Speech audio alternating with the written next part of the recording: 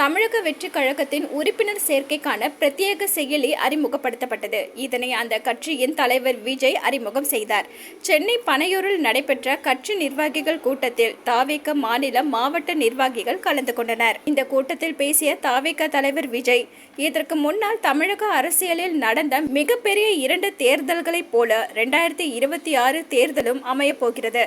1967 மற்றும் 1977 ஆகிய அந்த 2 மாபெரும் தேர்தல்களில் ஏற்கனவே தொடர்ந்து ஜெயித்து கொண்டிருந்த அதிகார பலம், அசுர பலம் அனைத்தையும் எதிர்த்து நின்றுதான் புதிதாக வந்தவர்கள் ஜெயித்தனர். ஊருக்கு ஊர், வீதிக்கு வீதி, வீட்டுக்கு வீடு என்ற அனைத்து மக்களையும் சந்தித்தனர். அண்ணா சொன்ன அதே விஷயத்தை நானும் இங்க சொல்ல விரும்புகிறேன். மக்களிடம் செல், மக்களிடமிருந்து கற்றுக்கொள், மக்களுடன் வாழ், மக்களுடன் சேர்ந்து திட்டமிடு. இதை சரியாக செய்தாலே போதும்.